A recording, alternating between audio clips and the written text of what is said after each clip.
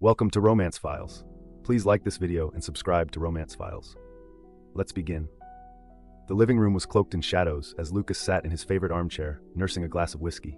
The television flickered in the background, its sound muted, offering little distraction from the storm brewing inside him. The weight of unease settled heavily on his shoulders, a feeling that had been growing for weeks. Ava, his wife of 18 years, had changed. It was subtle at first, an extra hour at work, a quick mention of Kevin, a new coworker who seemed to occupy more of her conversations than Lucas cared for. At first, he brushed it off. After all, they'd been together for nearly 2 decades. But slowly, her casual references to Kevin morphed into a near-constant refrain. Kevin organized this. Kevin said that. Kevin's so good at bringing people together. The first time he felt a pang of jealousy was a month ago. Ava had come home late from an office happy hour, her cheeks flushed and her eyes sparkling in a way Lucas hadn't seen in years. She was almost breathless when she told him about the evening, laughing as she recounted how Kevin had brought the team closer. "Sounds like a fun guy," Lucas had said, masking his unease with a tight smile. He remembered how she had blushed. "He's just really good at his job," she replied.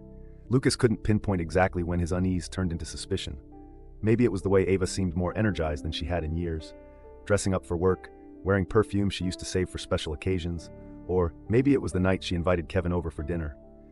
"I think it would be nice for you two to meet," she said, her tone casual but her smile a little too eager. "He's been such a great addition to the team." Lucas had agreed, if only to satisfy his growing curiosity. But when the evening came, Kevin canceled last minute. "Something came up," Ava had said quickly, the disappointment in her voice unmistakable. Lucas had watched her text Kevin back, her fingers flying across the screen with a speed that made his stomach churn. The disappointment wasn't what bothered him, it was the way she tried to hide it. The tension grew in the weeks that followed. Ava started coming home late more often, her excuses increasingly flimsy. Lucas confronted her once, his voice measured but firm. "Ava," he said one evening, "you've been spending a lot of time at work lately." She looked up from her phone, her brow furrowed. "It's a busy season, you know that." "Busy enough to keep you out past midnight?" he pressed. Her expression hardened. "Don't be ridiculous, Lucas. Kevin's just a friend. You have nothing to worry about." But Lucas did worry.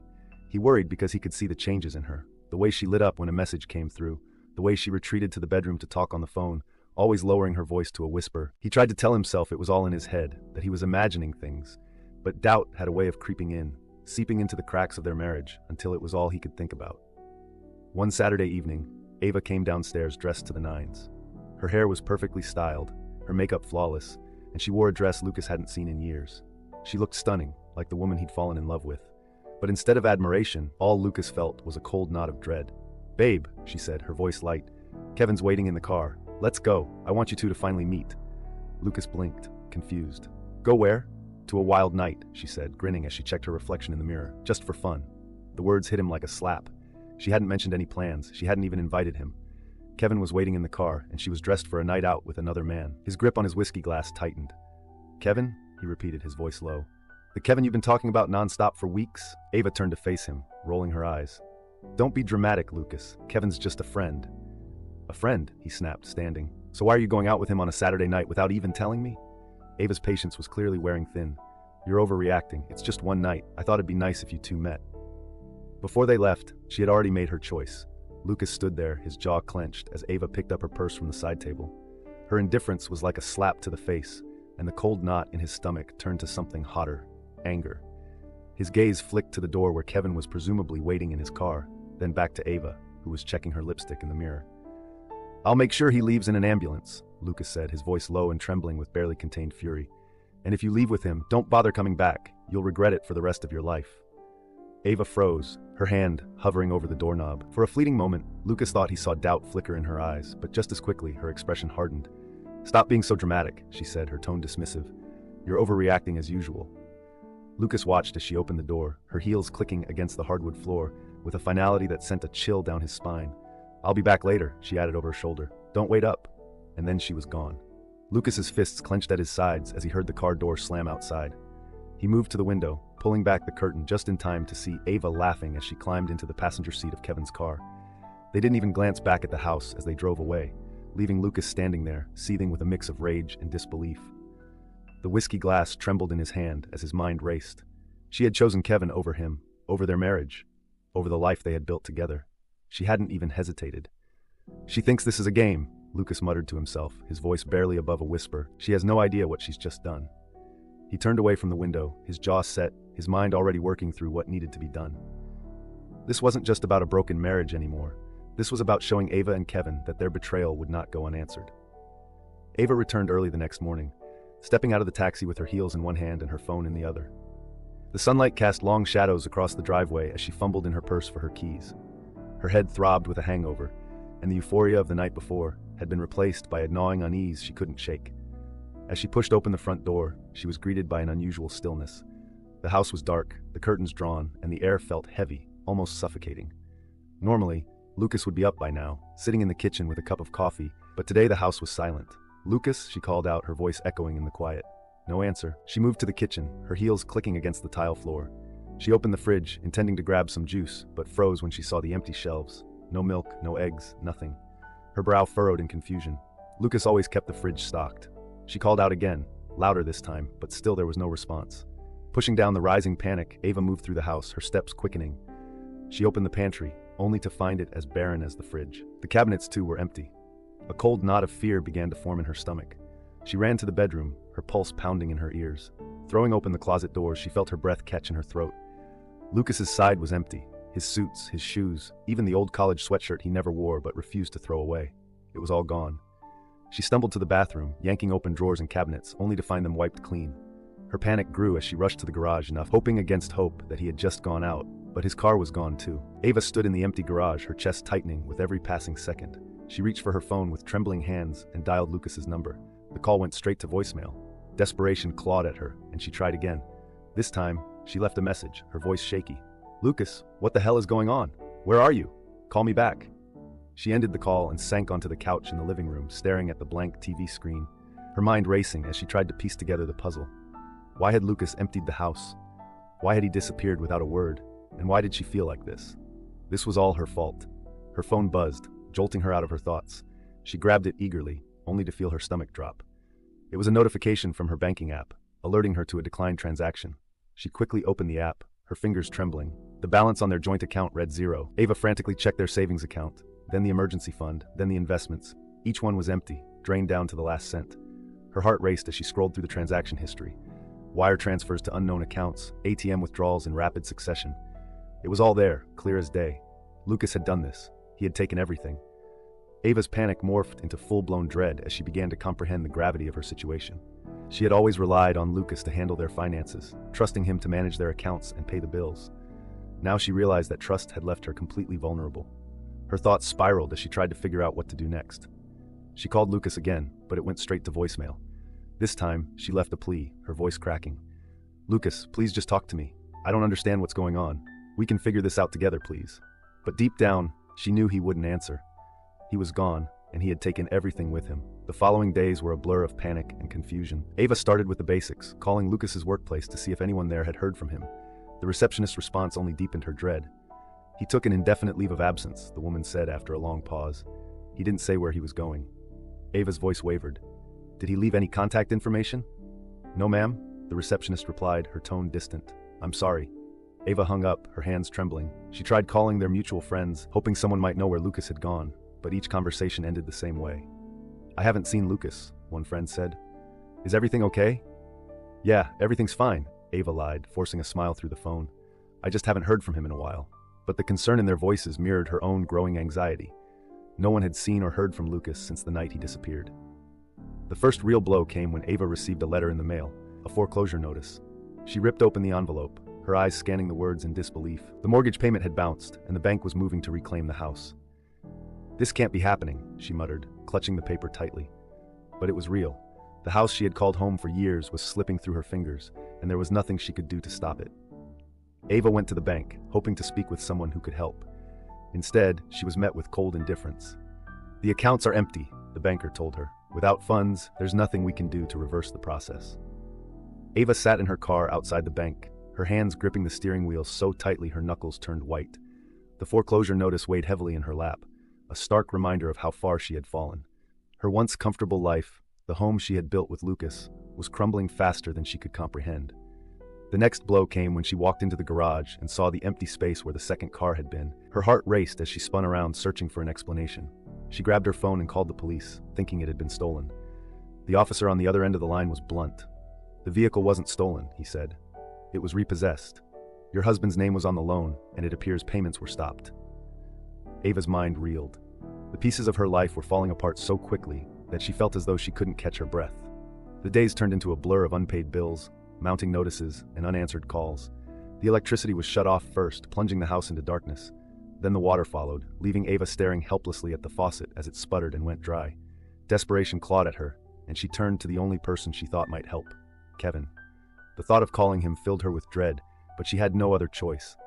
When he finally picked up, his voice was distant, almost annoyed. "Kevin," she began, trying to keep her voice steady. "I need your help. Things have gone bad. Lucas is gone, the house is being foreclosed, and I don't know what to do." There was a long pause before Kevin responded. "Ava, I'm sorry you're going through this, but I can't get involved." Her stomach dropped. "What do you mean you can't get involved? I thought this is your mess, not mine." Kevin interrupted, his tone sharp. "I have my own life to deal with. You need to figure this out on your own." The line went dead before she could respond. Ava stared at her phone, the realization sinking in. Kevin had been nothing more than a fleeting escape, and now when she needed help the most, he was gone too. The foreclosure process moved faster than Ava expected. One morning, a bright red notice was taped to her front door, declaring that she had 30 days to vacate the property.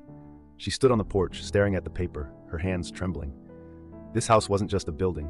It was where she and Lucas had built their life together. It was where they'd celebrated birthdays, shared quiet evenings, and planned for a future that now felt like a distant memory. And now it was being taken from her. Ava tried everything she could think of to stop the foreclosure, but it was too late. The bank was firm, the accounts were empty, and there was no way to make the payments. She packed what little she had left into a few suitcases and drove away from the house for the last time, the weight of her mistakes pressing down on her. Ava checked into a cheap motel on the outskirts of town, the kind of place she never imagined herself staying. The room was small and musty, with peeling wallpaper and a bed that creaked with the slightest movement, but it was all she could afford. She spent her days applying for jobs, scrolling through online postings in search of anything that could provide stability. Her once pristine resume was no longer impressive. Potential employers viewed her with polite indifference, dismissing her as unremarkable. Eventually, she found work at a diner, bussing tables and scraping together meager tips. The days were long and the pay barely covered her motel bill. At night, she lay on the lumpy mattress, staring at the ceiling and wondering how her life had unraveled so completely. The affair with Kevin, the choices she had made, they all seemed so meaningless now. She had traded a life of love and stability for a fleeting thrill, and in doing so, she had lost everything. Meanwhile, Lucas's life had taken a very different turn. Freed from the burden of his broken marriage, he had moved to a small coastal town hundreds of miles away. He rented a modest apartment overlooking the ocean, its simplicity a welcome change from the chaos he had left behind.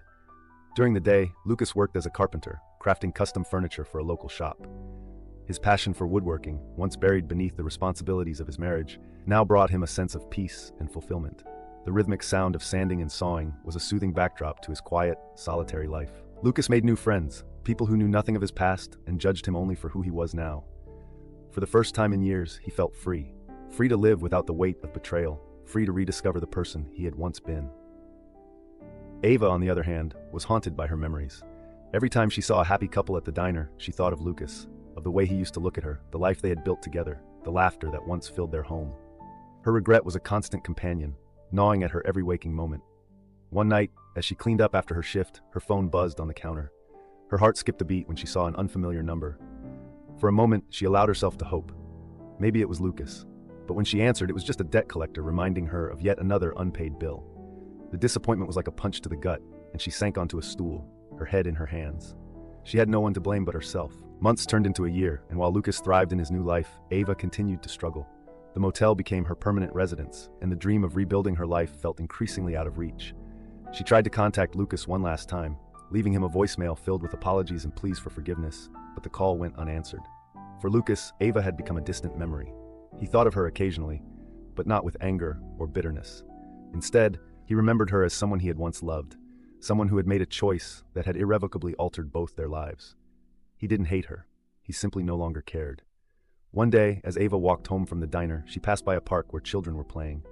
The laughter and joy reminded her of a time when her life had been full of promise.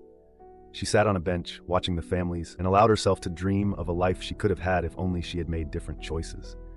But dreams couldn't change the past. Ava had burned the bridges to her old life, and the consequences of her actions were hers to bear.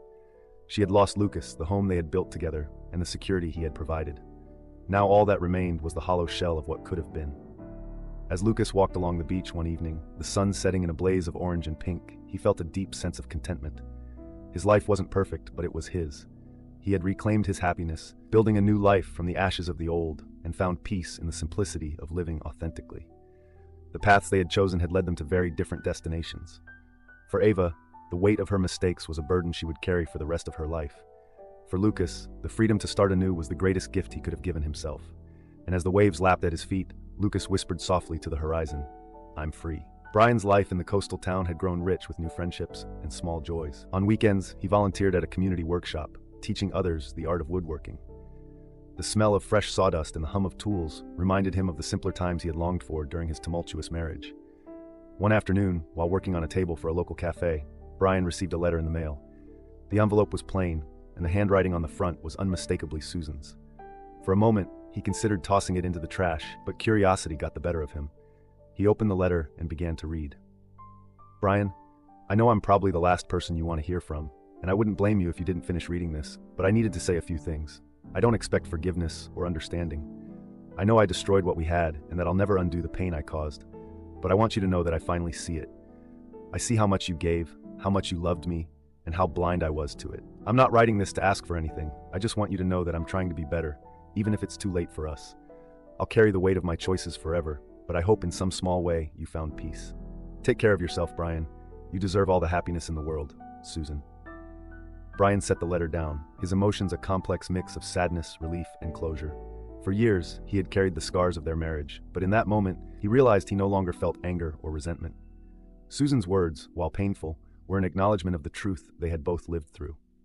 Susan, for her part, had taken small steps toward rebuilding her life. She left the motel behind, finding a modest apartment with the help of a local charity. She continued to work at the diner, saving what little she could to start anew. The process was slow and humbling, but it taught her the value of perseverance and self-reliance. Her letter to Brian had been a final act of closure. She didn't expect a response, and none came, but writing it had helped her let go of the hope she'd been clinging to. The hope of reconciliation, of undoing the past. Now her focus was on the future, however uncertain it might be. For Brian, the letter marked the end of a chapter he had thought was already closed. He didn't write back, but he folded the letter carefully and placed it in a drawer, a quiet reminder of how far he had come. His life was no longer defined by the pain of his marriage. It was his to live fully and freely. Years later, Brian found himself walking along the same beach where he had spent countless evenings. Beside him was Clara, a woman he had met through the community workshop. Their relationship had started slowly, built on trust and shared interests. Clara was kind, patient, and supportive in ways that Brian had never known he needed. As they watched the waves roll in, Clara slipped her hand into his. "What are you thinking about?" she asked, her voice warm. Brian smiled, his gaze fixed on the horizon. "Just how lucky I am," he said, and he meant it. Susan, meanwhile, had carved out a quiet but fulfilling life for herself. She had found work at a local library, where she discovered a passion for helping others. While she never remarried, she found solace in friendships and the small victories of everyday life. The regrets of her past remained, but they no longer defined her. Both Brian and Susan had taken separate paths, each shaped by the choices they had made. And though those paths never crossed again, they both learned to find peace in their own way, a testament to the resilience of the human spirit and the possibility of starting over.